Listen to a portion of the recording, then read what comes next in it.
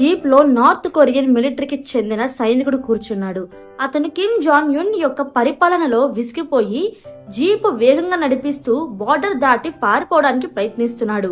అతనికి బాగా తెలుసు ఇతను చేసే దెబ్బకి చనిపోతాడో లేదా కనీసం గాయాలతో అయినా బయటపడతాడో అని. అప్పుడు ఇంత పెద్ద నిర్ణయం తీసుకునేంత అవసరం ఏమొచ్చింది? దీని గురించి ఈ వీడియోలో తెలుసుకుందాం. కానీ నార్త్ కొరియా ప్రపంచంలోని అతిపెద్ద జైలుగా ఎందుకు పరిగణించబడింది? అసలు అక్కడి నుండి తప్పించుకోవడం ఎందుకు అంత కష్టం? సో ఇలాంటి కంప్లీట్ ఇన్ఫర్మేషన్ అయితే ఈ వీడియోలో చెప్పబోతున్నాను. సో వీడియోని ఎక్కడ స్కిప్ చేయకుండా ఎండ్ వరకు చూసేయండి. నార్త్ కొరియా నుండి పర్మిషన్ లేకుండా బయటకు వెళ్ళడం అంటే అంత మామూలు విషయం అయితే కాదు. దీని కింద వచ్చే తక్కువ శిక్ష లైఫ్ ఇంప్రిజన్మెంట్, ఎక్కువ శిక్ష అయితే మరణించడమే. ఇక్కడ నార్త్ కొరియాలోను ఒక ప్రొవిన్స్ నుండి ఇంకొక ప్రొవిన్స్ కి పర్మిషన్ లేకుండా వెళ్లడం కూడా నేరం అని పరిగణించబడింది. దాదాపు ప్రతి ఆర్గనైజేషన్ అభిప్రాయం ప్రకారం ప్రపంచంలోనే అత్యంత చెత్త హ్యూమన్ రైట్స్ రికార్డ్ నార్త్ కొరియాకి ఉంది. ఇక్కడ ప్రతి పురుషుడు కనీసం 10 సంవత్సరాలు మిలిటరీ సర్వీస్ చేయడం తప్పనిసరి. ఫ్రీ స్పీచ్ అనే మాటకు ఇక్కడ అర్థమే లేదు. ఉన్న మీడియా అంతా స్టేట్ కంట్రోల్డ్. ఇది ప్రపంచంలోనూ ఒకటే అయిన దేశం. అక్కడ శిక్ష ఒకరి రిలేటివ్స్ చేసిన నేరాలకు కూడా ఉంటుంది. 2009లో ఒక 2 సంవత్సరాల చిన్న పిల్లవాడికి లైఫ్ ఇంప్రిజన్మెంట్ విధించారు. ఎందుకంటే అతని తల్లిదండ్రులు వద్ద బైబిల్ పుస్తకం ఉండడం వల్ల. ఎందుకంటే నార్త్ కొరియాలో ఏ రిలీజన్ ను అనుసరించడం కూడా నేరమే. ఇక్కడ బహిర్గత ప్రపంచం నుండి ఒక ఫారినర్ రావడం కూడా చాలా కష్టమైన విషయం. మరియు ఒకవేళ ఏదైనా ఫారినర్ కి ఇక్కడికి వచ్చే పర్మిషన్ ఇచ్చినట్లయితే అతని మొత్తం ట్రిప్ అంతా కూడా అతనిపై షాడోలో ఒక కన్ను వేసించుతారు. అతనిని కేవలం కొన్ని ప్రదేశాలకు మాత్రమే తీసుకెళ్తారు. అక్కడ గవర్నమెంట్ చూపించాలని అనుకునే విషయాలు మాత్రమే కనిపించేలా చూస్తారు. చాలా సార్లు ఫారినర్స్ ను కూడా చంపేస్తారు వాళ్ళు నార్త్ కొరియాకి ఏదైనా లోకల్ లాకి వ్యతిరేకంగా పనులు చేస్తే. అలాగే జరిగింది ఓటో వాన్ బియర్ అనే యువకుడితో. ఇతను యుఎస్ సిటిజన్. ఇతను 2015లో నార్త్ కొరియాకి వచ్చాడు. 2016లో ఇతనిని అరెస్ట్ చేశారు. ఎందుకంటే అతనిపై ఆరోపణ ఒకటి వచ్చింది. తన హోటల్ రూమ్ నుండి ఒక గవర్నమెంట్ ప్రొపగండా పోస్టర్ ని తీయబడ్డాడని. ఆ ఎలిగేషన్ వల్ల ఇతనికి 15 ఏళ్ల జైలు శిక్ష విధించారు. కానీ 1 సంవత్సరం లోపలే ఇతను నార్త్ కొరియన్ ప్రిజన్ క్యాంప్ లో కోమాలోకి వెళ్లిపోయాడు. తరువాత అతనిని తిరిగి అమెరికాకి పంపించేశారు. అమెరికా వచ్చి కొద్ది రోజులకే ఇతను బ్రెయిన్ ఇంజురీస్ కారణంగా మృతి చెందాడు. నార్త్ కొరియాలో ఇతనితో ఏం జరిగిందనేది ఇప్పటి వరకు ఎవరికి కూడా తెలియదు. ఇది చూసి చాలా మందికి ఒక అభిప్రాయం ఏర్పడింది. నార్త్ కొరియా అనేది ఒక పెద్ద జైల్. అక్కడ ప్రజలు బయట కనిపించేలా నిజంగా ఫ్రీడమ్ లేకుండా స్లేవ్స్ లా జీవిస్తున్నారు. అందుకే అక్కడి ప్రజలు అక్కడి నుంచి పారిపోవడానికి ఎలాగైనా ప్రయత్నిస్తూనే ఉంటారు. కానీ ఇది చేయడం చాలా కష్టం. దానికి పెద్ద కారణం నార్త్ కొరియా యొక్క జియోగ్రఫీ. నార్త్ కొరియా యొక్క వెస్ట్ వైపు ఎల్లో సీ, ఇక ఈస్ట్ వైపు సీ ఆఫ్ జపాన్ ఉంది. ఇక్కడ నార్త్ కొరియన్ నేవీ ఇంత కఠినంగా పెట్రోలింగ్ చేస్తుంది. కానీ ఎలాంటి ఇల్లీగల్ బోట్ అయినా దగ్గరికి రావడం కూడా ఇంపాసిబుల్ కాదు. దీని సౌత్ లో సౌత్ కొరియా ఉంది. ఇది నార్త్ కొరియా యొక్క అతి పెద్ద శత్రువులలో ఒకటి. అందుకే దాని చుట్టూ ఉన్న సముద్రం మీద సెక్యూరిటీ మరింత గట్టిగా ఉంటుంది. నార్త్ కొరియా నుంచి పారిపోవాలనుకునే వాళ్లకు సౌత్ కొరియా కంటే మంచి ఆప్షన్ మరొకటి లేదు. ఇది కేవలం సౌత్ కొరియా ఒక డెవలప్ అండ్ ఫ్రీడమ్ కంట్రీ అని కాదు. అసలైన రీజన్ ఏంటంటే సౌత్ కొరియా నార్త్ కొరియన్స్ ను తన సిటిజన్స్ లా భావిస్తుంది. అంటే ఏవైనా నార్త్ కొరియన్ ఆర్మీ నుంచి తప్పించుకొని ఈ బార్డర్ లైన్ ని దాటిపోగలిగితే ఆ నిర్ణయం అతని జీవితాన్ని మార్చేయగలదు. కానీ అది కేవలం అతను బతికున్నప్పుడు మాత్రమే జరగలుగుతుంది. ఎందుకంటే నార్త్ కొరియా తన ఈ బార్డర్స్ మీద ఇంతగా ఆర్మీని ఉంచుతుంది. ఇక్కడ నుంచి మనిషి కాదు కదా, పక్షి కూడా బార్డర్ క్రాస్ చేయాలంటే 100 సార్లు ఆలోచించాల్సి వస్తుంది. ఈ వీడియో 2017లో తీసింది. ఒక నార్త్ కొరియన్ సోల్జర్ తన జీప్ ను వేగంగా సౌత్ కొరియన్ వైపు తీసుకెళ్తున్నాడు. బార్డర్ గార్డ్స్ కూడా ఇది తెలిసిన వెంటనే వారు అతనిని చేస్ చేసి అతనిపై ఫైర్ ప్రారంభించారు. అతను తన జీప్ వదిలేసి బార్డర్ వైపు పరిగెత్తుతాడు. కానీ నార్త్ కొరియన్ సోల్జర్స్ అతనిపై చాలా గన్ షాట్స్ చేస్తారు. లక్కీగా అతను సౌత్ కొరియాలోకి ఎంటర్ అయ్యాడు. కానీ తన శరీరం మీద ఎన్నో బుల్లెట్ వూండ్స్ తీసుకున్నాకే. ఆ తరువాత ఈవినింగ్ లో సౌత్ కొరియన్ సోల్జర్స్ వచ్చి అతనిని డ్రాగ్ చేసి ప్రొటెక్షన్ లోకి తీసుకొచ్చుకున్నారు. ఇలాగా చాలా అటెంప్ట్స్ జరిగాయి. నార్త్ కొరియన్ సివిలియన్స్ కూడా చేశారు. వారిలో చాలా మంది అక్కడికక్కడే చనిపోయారు. కొంతమంది సౌత్ కొరియన్ చేరిన బుల్లెట్ ఇంజురీస్ వల్ల ఎక్కువ కాలం బతకలేకపోయారు. నార్త్ కొరియా నుంచి నేరుగా సౌత్ కొరియాకి పారిపోవడం అంటే నేరుగా డెత్ కి ఆహ్వానించడమే. ఎందుకంటే ఈ బోర్డర్ మీద నార్త్ కొరియా సుమారు 7,50,000 సోల్జర్స్ ని డిప్లాయ్ చేసింది. అలాగే చుట్టూ బ్యారెడ్ వైర్ ఫెన్సెస్ కూడా ఉన్నాయి మరియు ఇక్కడ ల్యాండ్ మైన్స్ కూడా పెట్టారు. సౌత్ కొరియాలోకి ఎంటర్ అయ్యే మరో మార్గం మరియు ఒక హిస్టారికల్ రూట్ నార్త్ కొరియా యొక్క నార్థరన్ బోర్డర్ నుంచి పారిపోవడం.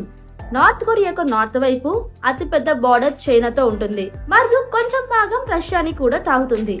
ఈ మార్గం తక్కువ మిలిటరీ ప్రెజెన్స్ వలన కంపారిటివ్ గా ఈజీగా అనిపించవచ్చు, కానీ అసలు డిఫికల్టీకి తక్కువ కాదనడం పొరపాటు అవుతుంది. ఎందుకంటే నార్త్ కొరియాకి చైనా మరియు రష్యా నుంచి దాడుల భయం ఉండదు కాబట్టి అక్కడ మిలిటరీ డిప్లాయ్మెంట్ తక్కువగా ఉంటుంది. కానీ ఈ మొత్తం 1300 కిలోమీటర్ల బార్డర్ పూర్తిగా ప్రమాదకరమైన పర్వతాలు, అడవులతో నిండి ఉంటుంది. అంతేకాకుండా చైనాతో నార్త్ కొరియా యొక్క బార్డర్ ఎక్కువ భాగం టుమెన్ మరియు యాలు రివర్స్ వెంట సాగుతుంది. అంటే ఒక డిఫెక్టర్ చైనా బార్డర్ వరకు వచ్చినా అతనికి రివర్ క్రాసింగ్ అనే పెద్ద ఛాలెంజింగ్ ఎదురవుతుంది. అందుకే డిఫెక్టర్స్ మరియు స్మగ్లర్స్ వింటర్ కోసం వెయిట్ చేస్తారు, ఎందుకంటే రివర్స్ ఫ్రీజ్ అవుతాయి. అప్పుడు వాళ్ళు వాటి మీద నుంచి నడిచి బార్డర్ ని క్రాస్ చేయగలుగుతారు. ఇలా ఇది హాట్ సమ్మర్ లో కూడా కొంతవరకు వర్క్ అవుతుంది. అప్పుడు రివర్ లెవెల్ తక్కువగా ఉంటుంది. కానీ చైనా లేదా రష్యాలోకి ఎంటర్ అయిన తర్వాత కూడా డిఫెక్టర్స్ కి ప్రమాదం పూర్తిగా తీరదు, ఎందుకంటే నార్త్ కొరియాకి వీరితో మిలిటరీ ఏలియన్స్ ఉంది. వాళ్ళు ఎవరైనా నార్త్ కొరియన్ డిఫెక్టర్ ని తమ టెరిటరీలో పట్టుకున్నట్లయితే వెంటనే నార్త్ కొరియాకి తిరిగి అప్పగిస్తారు. మరలా నార్త్ కొరియా ఆ డిఫెక్టర్ తో ఏం చేస్తుందనేది ఊహించడమే కష్టం. అందువల్ల చైనా లేదా రష్యాకి చేరడం మాత్రమే సరిపోదు, అక్కడి నుంచి కూడా తప్పించుకొని మరొక సేఫ్ కంట్రీకి వెళ్లాల్సిన అవసరం కూడా ఉంటుంది. చైనా యొక్క సౌత్ లో మయన్మార్ మరియు లోయస్ ఉన్నాయి. కానీ ఈ రెండు దేశాలు కూడా నార్త్ కొరియన్ డిఫెక్టర్స్ ను పట్టుకొని తిరిగి నార్త్ కొరియాకి పంపిస్తాయి. కాబట్టి ఇప్పుడు మిగిలే ఆప్షన్ థాయిలాండ్, వియత్నాం మరియు మంగోలియా. ఇవన్నీ చైనాతో డైరెక్ట్ బోర్డర్ ఉన్న దేశాలే. ఈ దేశాలన్నీ కూడా సేఫ్ కంట్రీస్ అని డిక్లేర్ చేయబడ్డాయి, ఎందుకంటే సౌత్ కొరియన్ నార్త్ కొరియన్స్ ను తన సిటిజన్స్ లా భావిస్తుంది. అందువల్ల ఈ మూడు దేశాలు నార్త్ కొరియన్ డిఫెక్టర్స్ ను తిరిగి నార్త్ కొరియాకి కాదు, సౌత్ కొరియాకి పంపిస్తాయి. అందుకే డిఫెక్టర్స్ ప్లాన్ ఎప్పుడు ఇదే. మొదట చైనా లేదా రష్యాలోకి ఎంటర్ కావాలి, అక్కడి నుంచి థాయిలాండ్, వియత్నాం లేదా మంగోలియా వైపు ప్రయాణం చేయాలి. తరువాత అక్కడ వాలంటరీ అథారిటీస్ ఎదుట సరెండర్ కావాలి. అక్కడ నుంచి వాళ్ళు ఫ్లైట్ ద్వారా సౌత్ కొరియాకి పంపిస్తారు. అక్కడ వాళ్ళు తమ కొత్త జీవితాన్ని మొదలు పెడతారు. 1990 నుంచి ఇప్పటి వరకు సుమారు 34,000 నార్త్ కొరియన్ సౌత్ కొరియాకి పారిపోవడంలో సక్సెస్ఫుల్ అయ్యారు. అసలు విషయం ఏమిటంటే ఆ కాలంలో నార్త్ కొరియాకు సోవియట్ యూనియన్ నుంచి సపోర్ట్ లభించేది. కానీ 1991లో సోవియట్ యూనియన్ కొలాప్స్ అయిన తరువాత నార్త్ కొరియాకు ఆ సపోర్ట్ పూర్తిగా ముగిసిపోయింది. అప్పటి నుంచి అమెరికా కూడా దీనిపై తీవ్రమైన శాంక్షన్స్ వేయడం ప్రారంభించింది. ఈ పాయింట్ లో నార్త్ కొరియా సిచ్యువేషన్ చాలా దయానికంగా మారిపోయాయి. ఇక్కడ ప్రజలు తినడానికి కూడా చాలా స్ట్రగుల్ పడాల్సి వచ్చింది. ఎస్టిమేట్ ప్రకారం ఆ సమయంలో సుమారు 35 లక్షల మంది ప్రజలు కనీస బేసిక్ నెసెసరీ లేక చనిపోయారు. దాంతో చాలా మంది 1991 తర్వాత ఇక్కడ నుంచి పారిపోవాలనే ప్లాన్ చేసుకున్నారు. ప్రతి సంవత్సరం గడుస్తున్న కొద్దీ నార్త్ కొరియా నుంచి పారిపోయే వాళ్ళ సంఖ్య పెరుగుతూ వస్తుంది. 2009లో రికార్డు స్థాయిలో డిఫెక్టర్స్ కనిపించారు. వీరి సంఖ్య 3,000కి చేరింది. 2010, 2011లో కూడా ఈ సంఖ్య ఎక్కువగానే ఉంది. కానీ 2012 ప్రారంభంలో ఒక ముఖ్యమైన విషయం జరిగింది. అది డిఫెక్టర్ సంఖ్యను ఒక్కసారిగా 50కి తగ్గించింది. అదేమిటంటే 1994 తర్వాత నార్త్ కొరియాని రూల్ చేసిన వ్యక్తి మరణించాడు. ఇప్పుడు పవర్ లోకి రావాల్సిన బాధ్యత అతని కుమారుడు కిమ్ జాన్ యున్ కు వచ్చింది.